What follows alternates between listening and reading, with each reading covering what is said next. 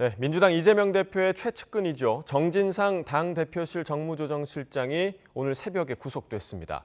김용 부원장에 이어 최측근이 모두 구속되면서 이 대표를 겨냥한 검찰 수사도 탄력을 받을 것으로 보이는데요. 구속 결정의 의미와 향후 수사의 쟁점이 뭔지 김광삼 변호사 또 조기현 변호사 두 분과 자세히 진단해 보겠습니다. 어서 오십시오. 네, 안녕하세요. 안녕하세요. 네, 이번 법원의 판단 어떻게 보십니까? 일단 뭐 영장 실질 심사 진행 시간이 엄청 길었어요. 네, 8시간이 넘었죠. 그렇죠. 네. 박근혜 전 대통령이 이재용 부회장이 8시간 한 3, 40분 정도 했는데 네. 이번에 정진상 실장에 대해서는 8시간 10분. 저도 어제 그렇게 오래 걸릴지 몰랐어요. 근데 어제 한 10시 10분 정도 끝났다고 하니까 예. 엄청난 시간이 걸렸고요. 근데 결과적으로 보면 일단 영장의 발부 여부는요. 첫 번째는 이제 범죄 혐의가 인정이 돼야 합니다. 두 번째는 이제 범죄 혐의가 경미하면 구속 필요성이 없겠죠. 구속 필요성이. 예. 그리고 이제 중대해야 하거든요. 그 다음에 따지는 것이 이제 증거 인멸 우려, 또 도주 염려 이런 예. 건데 어제 영장 발부는 이제 증거 인멸 및 도주 염려가 있다 이렇게 판사가 판단을 했어요. 그러면 범죄 혐의는 어느 정도 소명이 됐고 범죄 사실은 굉장히 중대하다 이렇게 본 걸로 보이고 예. 아마 증거인멸과 도주에 관련해서는 검찰의 주장이 상당히 먹혔다 이렇게 보는데 특히 유동규 전 본부장의 휴대폰을 이제 던져라고 지시를 했다. 네네. 이런 것은 이제 전형적인 증거인멸에 해당이 되거든요. 네. 그래서 아마 그런 부분까지 같이 보고 영장을 발부했다 이렇게 볼 수 있고 그다음에 이제 그 정진상 실장에 대한 구속은 굉장히 큰 의미가 있다고 봐요. 일단 검찰이 최종 목표는 이제 이재명 대표라고 보이는데 이재명 대표에 대한 수사에 있어서 수사 동력을 얻었다 이렇게 볼 수 있고 그다음에 이제 또 한 가지는 사실 이제까지 검찰 수사에 대해서 진술에 의존한 수사다, 이제 조작이다 이런 얘기를 많이 했었지만 예. 이번 정진상 실장의 구속으로 말미암아서 이제 검찰의 입장에서 보는 수사의 정당성을 어느 정도 이제 인정받게 됐다 이렇게 볼 수 있을 것 같습니다. 네. 자, 어제 보니까 이제 검찰이 PPT를 준비해서 3시간 동안 범죄 사실을 설명했다고 하고요. 정 실장 측에서 100쪽이 넘는 의견서를 준비를 해와서 이제 조목조목 반박을 했다라고 전해지고 있는데 이번 법원의 판단에 어떤 점들이 좀 결정적으로 작용했다고 보세요? 일단 정진상 실장의 압수수색 영장에 기재된 내용을 보면 아주 이례적으로 범죄 사실관계 구체적으로 기재돼 있거든요. 예. 실제 다른 사건 뭐 뇌물이든 여러 가지 범죄 혐의가 적용되는 사건이라고 하더라도 압수수색 영장이 굉장히 그렇게 구체적으로 기재되는 사례는 없습니다. 그러니까 이번에 그 구속 영장에도 사실 압수수색 영장의 내용이 그대로 담겼을 것으로 보여지고요.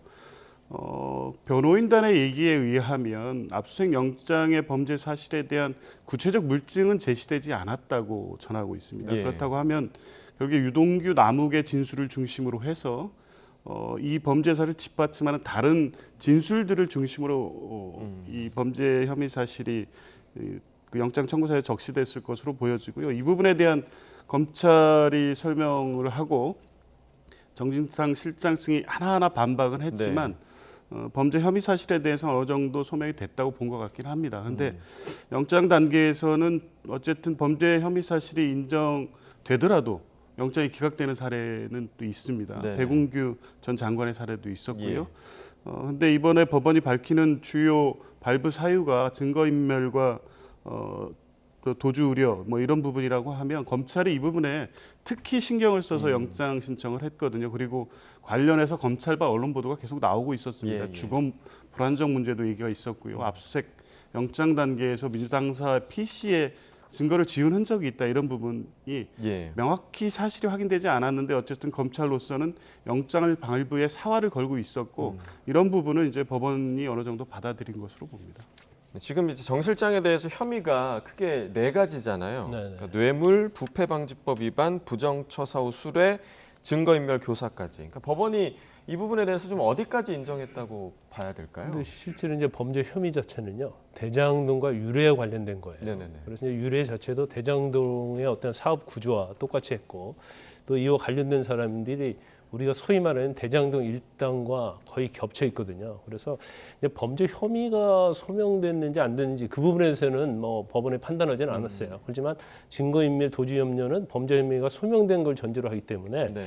이 부분에서 전체적으로 범죄가 소명됐다고 보고 있느냐, 아니면 이 중에서 뭐 한두 가지 범죄 혐의만 인정된다 하더라도 혐의 자체는 굉장히 중대하거든요. 예. 그렇기 때문에 법원에서 어느 정도의 전체 범죄 혐의에 대해서 소명된 것인지 아니면 일부 범죄 혐의에 대해서 소명되는 것인지 이제 그건 저희가 좀 알기는 어렵죠.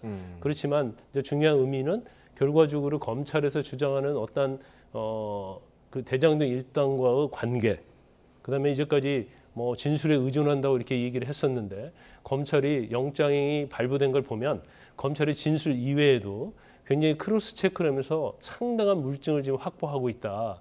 이렇게 볼 수밖에 없거든요. 예. 그래서 향후에 있어서는 이제 이 부분을 가지고 재판서 굉장히 다툼이 많이 있을 거라고 봅니다. 예.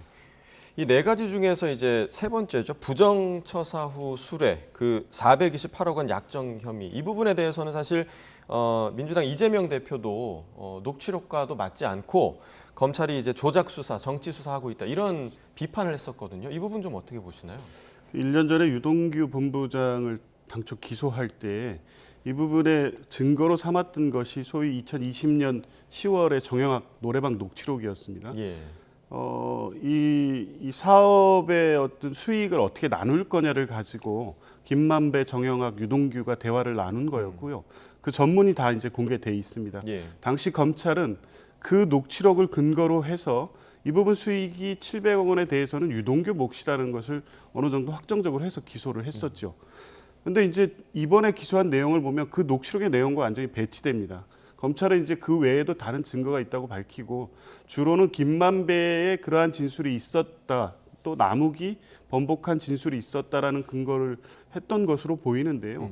당초 유동규를 최초 기소할 때 유력한 증거로 삼았던 녹취록에 배치되는 내용으로 범죄 사실을 구성을 하려면 적어도 그 이상의 신빙성을 줄 수 있는 증거여야 되는데 지금 제시했던 그런 증거들은 사실은 그렇게 얘기했다더라도 전문 증거거든요. 증거 능력을 의심받을 수밖에 없고 그런 것으로 유력하게 범죄 혐의 사실을 증거로 삼고 있다면 그리고 그 외에 그 뒷받침할 어떤 구체적 물증이 제시되지 않고 있다고 하면 이 부분은 뭐 법정에서 다투어지겠습니다만 당사자가 된 정진상 실장이나 또 이 부분의 내용을 가지고 수사가 예상되는 이재명 대표로서는 이 신빙성에 대해서 계속 문제 제기를 하고 또 다툴 수밖에 없다고 봅니다. 네. 자, 정진상 실장이 사실 그동안 뭐 모습을 많이 드러내지 않았었습니다. 보도에서도 저희 보도에서도 사진으로만 계속 이제 등장을 했었는데 어제 법원에 출석을 하면서 검찰 수사가 허위다 이렇게 주장을 했는데요. 직접 들어보시고 다시 이야기 나눠보겠습니다. 검찰 정권의 수사는 증자살인, 3인 성호입니다. 군사 정권보다 더한 검찰 정권의 수사는 살아있는 권력에도 당해야 할 것입니다. 최소한의 균형이 필요합니다. 네, 증자살인, 3인 성호 아마 많은 분들이 찾아보셨을 것 같은데 거짓말이라도 여러 사람이 하면 이제 믿게 된다 이런 뜻이더라고요.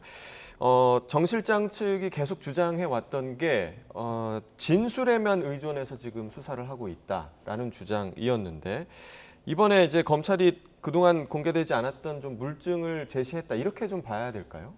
정진상 실장의 이제 민주당 입장은 그냥 없는 것을 만들어냈다는 네. 취지예요. 그리고 수사 자체가 이제 조작됐다 이런 얘기를 하고 있는 거거든요. 그런데 일단은 뭐 언론 보도도 그렇고요. 또 유동규 본부장이 전 본부장이 언론을 통해서 하는 얘기들이 어떻게 보면 굉장히 불리한 얘기죠. 정진상 실장이나 그렇지만 이제 검찰 입장에서는 유동규 본부장의 진술 자체가 신빙성이 있는지 없는지를 따져봐야 하는 거고, 그러면 그 진술에 의해서 수사를 할 수밖에 없죠.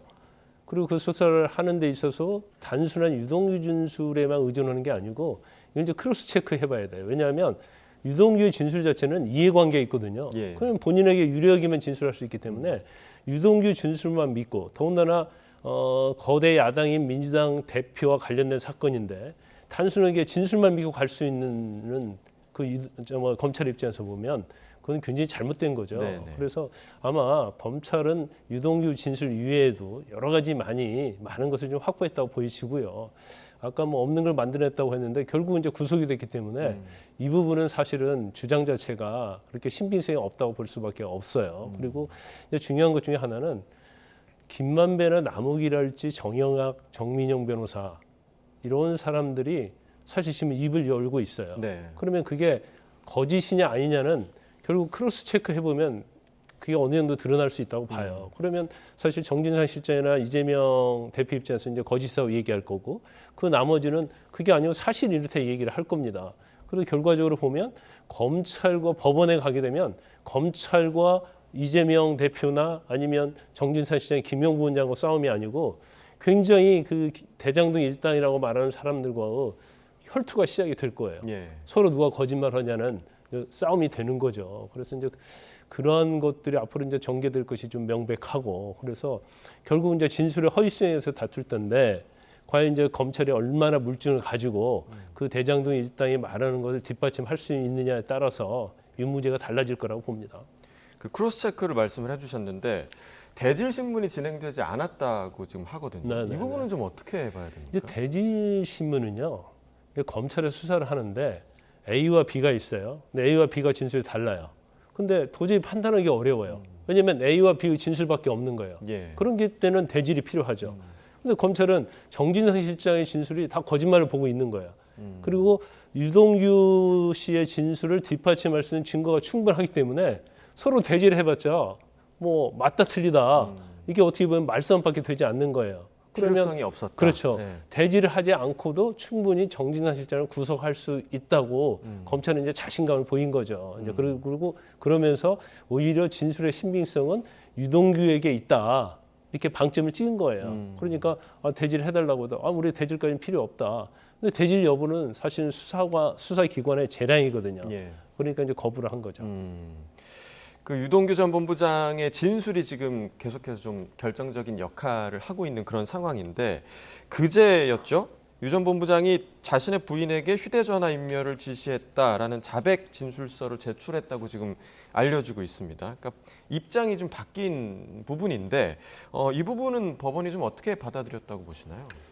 그 보도에 의하면 재판부도 이 부분에 대한 의문을 가졌다고 합니다. 예, 그 전까지의 진술과 다르고요. 지금 그 사실혼 배우자라는 분이 증거인멸죄로 재판을 받고 있습니다. 결정적으로 불리한 진술이 나와버린 거죠. 예. 유죄 처벌을 받을 수밖에 없는 상황으로 갔는데 그럼에도 불구하고 왜 다시 바뀐 진술로 증거인멸을 지시했다고 했는지는 이미 본인이 증거인멸 교사죄에서 정진상이 지시했다는 진술로 번복을 했기 때문에 예. 이제 그거에 대한 신빙성을 주기 위해서 영장 청구대에서 이 부분을 강조했던 것으로 보입니다. 그러니까 오히려 그런데 본인의 어떤 배우자에게 증거인멸을 지시했다는 사실을 보면 정진상이 지시해서 자기 휴대폰을 버렸다는 부분이 오히려 신빙성이 의심될 수도 있는 상황이거든요. 예. 그럼에도 불구하고 이런 진술을 굳이 영장 심사 단계에서 얘기하고 있는 것은 검찰 이 진술 과정에서 본인이 이런 부분에 대한 수사 협조에 대해서 어느 정도 얘기가 있지 않았나. 그래서 이런 부분을 더 강하게 뒷받침하기 위해서 본인의 배우자 관련된 사건에서 또 본인의 그 사실은 배우자의 불리한 증언임에도 불구하고 할 수밖에 없었던 사정이 있었다 이렇게 봅니다. 네. 자, 오늘 새벽에 이제 정진상 실장까지 구속이 결국에 되면서 이 부분에 대해서 이제 이재명 대표로 수사가 향하고 있다 이렇게 지금 분석이 되고 있는데 이 과정에 있어서 최대 쟁점이 뭐가 될 거라고 보세요?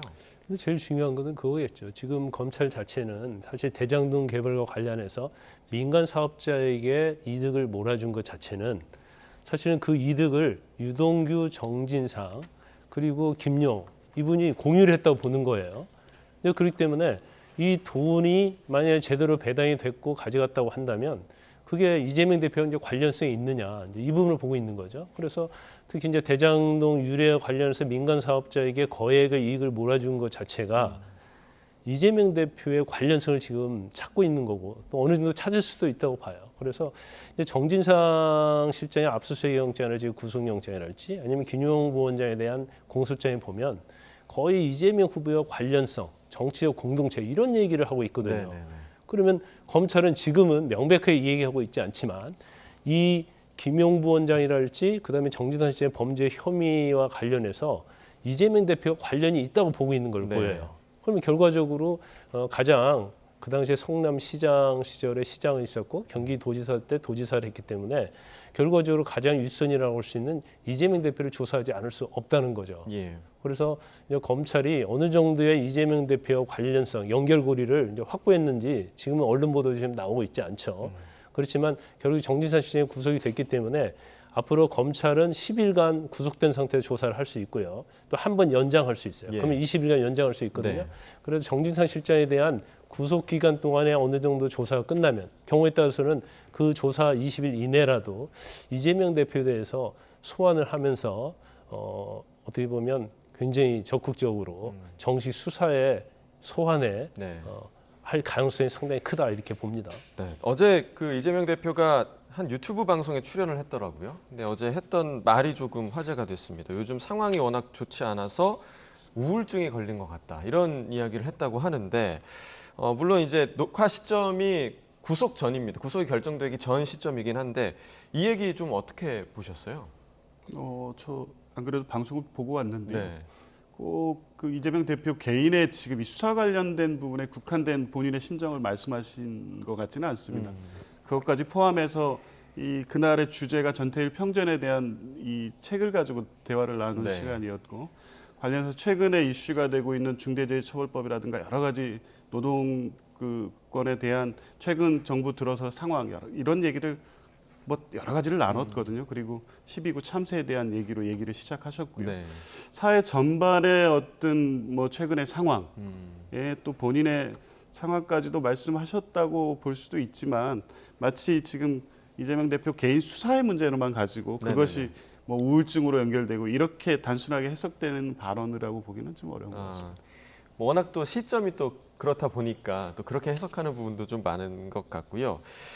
자, 그 계속해서 이야기가 나왔던 김만배 씨, 또 남욱 변호사가 다음 주에 이제 석방이 됩니다.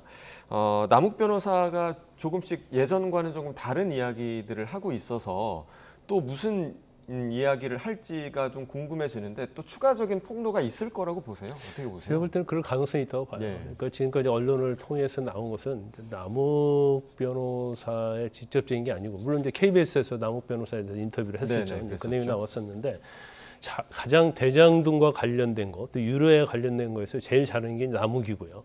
특히 이제 대장동과 관련해서는 김만배 씨가 제일 잘 알아요. 그런데 이제 언론 보도에 하면 뭐 김만배 씨도 입을 열기 시작했다 이런 얘기가 나오고 있거든요. 근데 대장동 사건에서 제일 중요한 건 특히 이제 이재명 대표와 제일 중요한 부분은 이제 천화동인이 1호에서 7호까지 있거든요. 예. 그런데 사실 지분은 7%밖에 갖고 있지 않았는데 화천대유가 4천억 정도를 이익을 가져갔고 그 중에서 제일 많이 가져간 게 이제 천화동인 1호예요. 그게 한 1,200억이 넘습니다. 예. 그런데 지금 뭐 이전에 유동규 된 공소장하고 이번에 이제 영장하고 틀리는데 이제 지금 이번에 이제 검찰이 새로 수사진이 바뀌었고 수사한 바에 의하면 24.5%를 유동규, 정진상 그리고 김용 부원장이 갖기로 돼 있다 이제 그런 내용이 나와요. 예. 그래서 제일 중요한 것은 이 천화동인 1호가 실질적으로는 김만배하고 김만배 친인척들의 소유로 돼 있거든요. 예. 그런데 만약에 김만배가 출소를 해서 뭐 녹취록이랄지 그분 얘기도 나옵니다만은 네. 그게 아니고 천화동인 1호는 이재명 측 것이다. 이런 진술을 하느냐 안 하느냐 또 검찰에서 그러한 진술을 했느냐 안 했느냐가 굉장히 대장동 사건에 있어서 어떤 변곡점이 될 수 있는 가능성이 크다 이렇게 볼 수 예. 있어요. 그래서 아마 뭐 여당도 마찬가지, 야당도 마찬가지일 거고 검찰도 마찬가지일 거고 이제 김만배의 진술이 이전과 또 다음에 어떻게 바뀌느냐 이제 그 부분을 한번 볼 거예요. 그런데 물론 뭐 김만배 씨가 뭐 석방돼서도 아 이거 천화동인 1호는 내 거다 이렇게 또 얘기할 수도 있겠죠. 예, 예, 예. 그래서 가장 지금 김만배의 입이 제일 중요하다. 저는 그렇게 봅니다. 네, 그러니까 두 사람의 출소 이후에 또 어떤 변화가 있을지, 또 어떤 후폭풍이 있을지가 좀 주목되는 상황인 것 같고요. 민주당 노웅래 의원에 대한 이야기도 좀 나눠봐야겠습니다. 추가로 압수수색이 진행이 됐는데 자택에서 또 3억 원대의 현금이 나왔어요. 그런데 출판 기념회에서 나온 돈이라서 문제가 없다 이렇게 밝혔는데 이 부분 좀 어떻게 보셨나요?